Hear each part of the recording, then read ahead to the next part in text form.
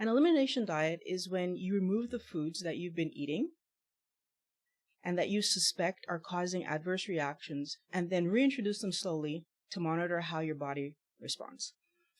And typically, you remove the foods for about 2 to 3 weeks, and then one by one you reintroduce them, and it's usually based on category. So you're going to reintroduce certain types of vegetables, you're going to reintroduce dairy, you're going to maybe even certain types of dairy, eggs, like all the different things that could cause people to be showing allergic reactions. And we do this strategically because we're trying our best not to introduce too many things at one time and then not be able to tell what's causing the reaction. I think that keto is a kind of elimination diet, but in the best possible way. Because on keto, what you do is you lower your carb count, and you tend to eat super low glycemic vegetables, and you minimize processed foods because those are high in carbs.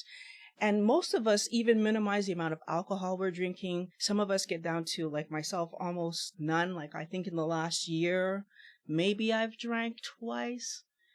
At Christmas, I think, and at our anniversary. So what ends up happening is that because you are trying so much to get the carb count low, and because you're trying to allow your body to function the best that it can, which means, alcohol impairs the body's functioning. It impairs our brain's ability to process information because of toxic effects, and it impairs our body's ability to function because of toxic effects. So a lot of people end up just naturally decreasing the amount of alcohol they do on keto as well. Although I do understand there's a lot of people that still drink. That's not the point today. Generally speaking, these things are decreased, and it results in everybody now having a really good idea of the small amounts of carb that they are eating. We can see clearly where it's coming from. And because a lot of the time we're trying to eat in a way that keeps our carbohydrates so low, we're not actually having as varied amount of food as we might have been once having. And I think that's important, because what it ends up doing is it ends up making it very obvious to us when we reintroduce something and have a reaction. So in my case, when I started to eat nightshades again, and so the first time that happened, I was at a restaurant. I explained to them what I wanted, and I said no vegetables. And then they still brought me potatoes, not understanding that I would consider potato a vegetable, regardless. And I was early in my journey. I probably would say less than 6 months in, but I had been very good at keeping my carbs low. So I hadn't been eating potatoes because I know they're high in carb. But then what I did was I looked at my plate, and in my calculations, I realized, you know what, I could have a little bit of potato, it would fall within the numbers. And in doing that, learned that night, well, I didn't learn it and understand it, but I did have a physiological reaction. I found out later that was to the potatoes. And I think what's interesting, and what I want every wellness warrior to think about, is because on a ketogenic lifestyle, we end up focusing on certain types of vegetables, certain types of dairy products. We start to get a really good idea, and because we're so focused in keeping our numbers low, that's the other piece, we start to get a very good idea of what we eat regularly, and then comparing that to what we eat when we go out, we can see differences. And that was the case for me. At home, I was not having any potatoes. I went out, I had a piece of potato, and I mean, honestly, it wasn't even that much. I had a piece of potato and went home and had a huge reaction. Now, I didn't stop there, because at that moment, I didn't know for sure that it was the nightshade family. All I know is that I ate a piece of potato and had a bad reaction. Later on, I ended up having a reaction to peppers. Again, I don't cook with peppers at home, like green peppers, red peppers, yellow peppers. I don't cook with those things. went out and there were peppers in my salad. I ate the peppers, had a reaction. Now, in each of these cases, I want to be very clear with you. I was under the 20 grams for my day. So it's not that I went over my carb count, because I know that does impact me greatly as well. I honestly had just eaten a small amount and had a reaction. And started to realize that I react to almost every nightshade.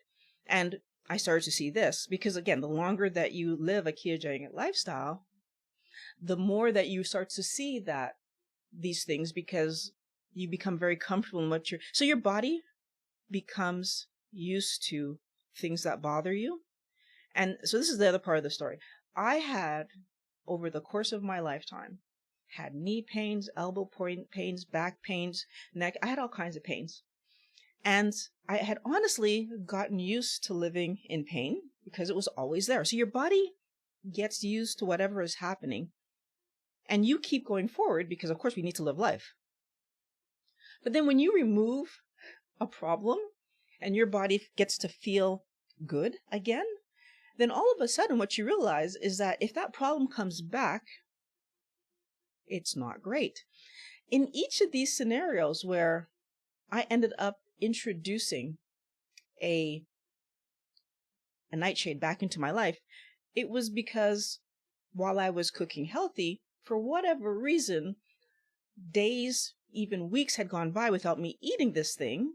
And then, because I'm so habitual in the things that I do, I don't focus my attention on chasing food for fun. So if I make my chicken this way, or these 3 ways, I make my chicken those 3 ways. If I make my salad these 4 ways, or if I make my, if I'm cooking these 3 vegetables, and usually my vegetables were broccoli, cauliflower, and cabbage at the time. I did at the very, very, very beginning have a wider range of vegetables, but I don't like to be in the kitchen.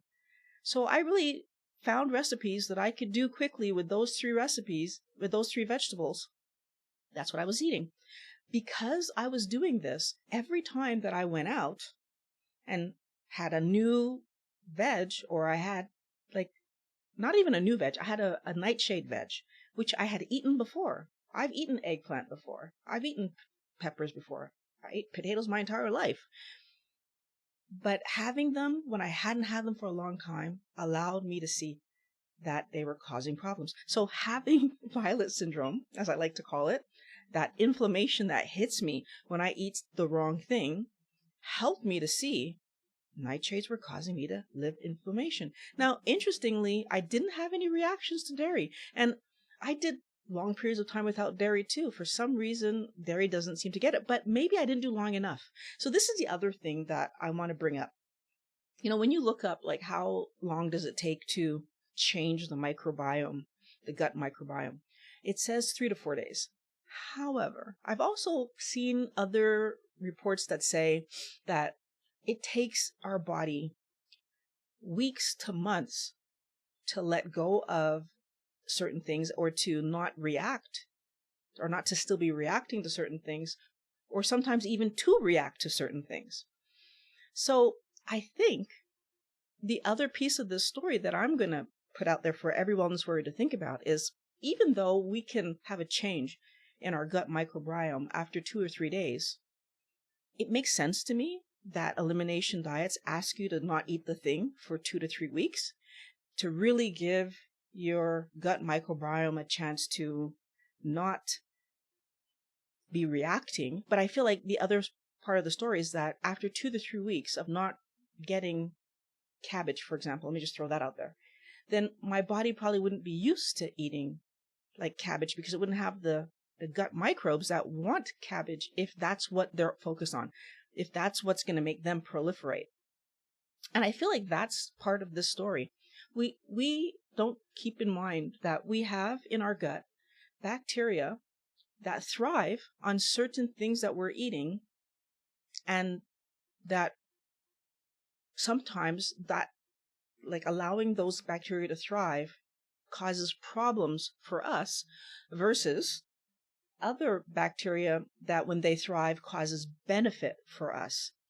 And So I don't know if my allergic reaction to, I'm calling it allergic reaction, my inflammation reaction, whatever it is, to nightshades is happening on what level? Is it happening on a gut biome level? Is it happening on some other level? I'm not a doctor, so I don't know for sure.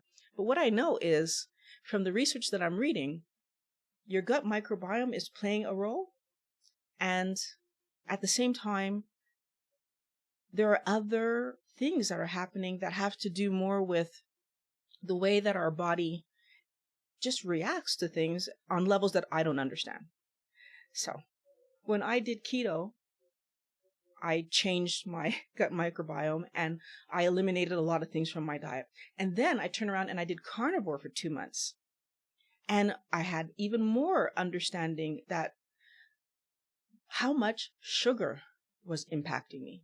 So the two major things that I found out from being keto and then being carnivore is that not only do I not do well with nightshades, but that sugar has such a huge impact on me, and that when I'm eating too much of it, I can't tell. And even when I was eating, before I went carnivore, I was eating like 10 grams of sugar. And I'm back to eating 10 grams of sugar per day. So, well, I shouldn't say per day. That's not real.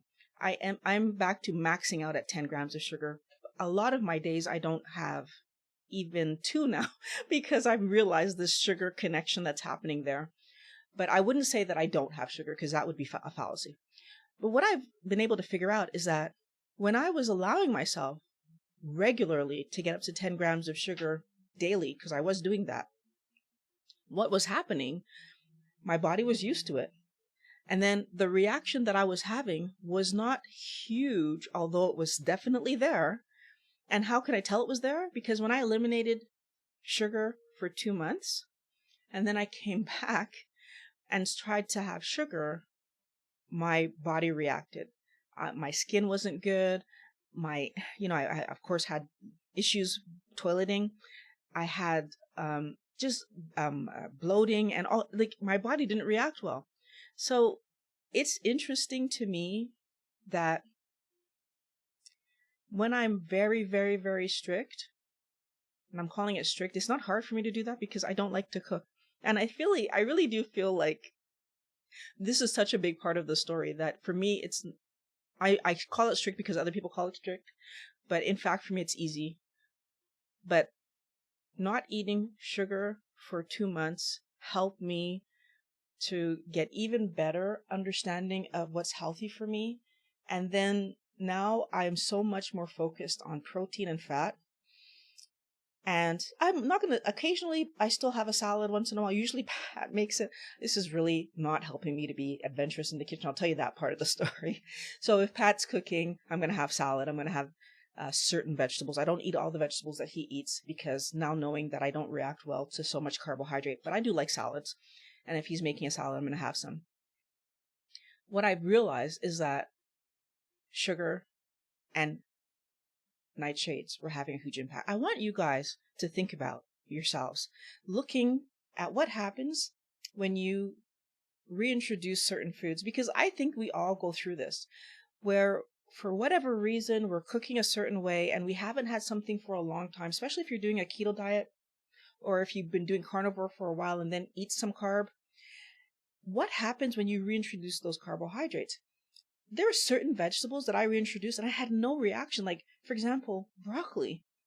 I can eat broccoli and I'm fine. Cabbage is another one. I can eat cabbage and I'm fine. I've always been able to go back to cheese and be fine, which is weird because when I was doing standard American diet, I had so many problems with dairy and I was lactose intolerant apparently and then now I can have cheese and I can have cream in my coffee and I have no problem. So it makes me wonder again, like, was it the dairy that was causing the problem or was it the dairy on top of all the carbohydrates that I was eating that was causing the problem? What we really don't know is that while we're eating a standard American diet, what's causing the major problems for our joints, for our skin, for our fatigue, for our mood, our internal, like we're so used to feeling like garbage all the time that eating that heavy carb diet, we don't know, because the carbs are causing so much problems. And it's only when we take the carbs out can we start to see if the foods themselves are causing any problems on their own. And I feel like that's what I learned. By diminishing my carbohydrate intake, I started to see where the foods themselves, like having even a small amount of nightshades, was hitting me hard. And having a small amount of sugar sometimes was hitting me hard. And it didn't necessarily mean that I couldn't have any, which is the other part of the story. Like sometimes, like I told you, every once in a while I'll have a salad and I'm fine. And I don't have a huge reaction. I don't have any skin reaction. So I think what I've learned is that if I keep the nightshades out and I keep my carbohydrate intake reasonable, I can eat what I want to eat. But then, of course, what I want to eat is what makes me feel good, right? So if you eat garbage, you're going to feel like garbage. And I hate feeling poorly, so I tend to prioritize eating well. If you want to feel better, start feeding yourself better. And the second that you eat a food that no longer causes your body to react well. So if you're reacting, if you're having, you need to let yourself understand that that means that it's doing something in there that your body isn't doing well with, right? So let's not overlook when our body reacts. I'm so happy that I react. Like, having violet syndrome is the best thing I think has ever happened to me, because reacting means I then know. And when you can have something unhealthy and have no overt reaction, that means it takes weeks and weeks and weeks before something is happening internally that's going to cause damage. And then it's only when the damage starts to hurt that you're going to notice. And for most of us, it's not weeks, it's years of damaging internally before we see it play out in like some kind of pain that we're living. So I think keto is the elimination diet that you never need to stop, right? Because it really does help you to see the foods and how they're impacting you, not only when you're younger, but in your middle age and when you're older. So at different points in time, would my body react differently to different foods? Again, there's something else that I don't know. All I know is that today I feel healthier than ever. And today I can tell quickly when I eat something if it's doing well with me or not. And I want you guys to be able to know what foods are doing well with you or not. And the only way that you're going to be able to do that, right, is to pay attention to what you're eating and notice. So actually let yourself notice if you have a reaction. I will be back next Monday. Check out my Thursday video, because I'm going to be talking about more keto stuff. Wellness Warriors, I love talking to you, and I cannot wait to talk to you again next week. Have a great rest of your day, guys.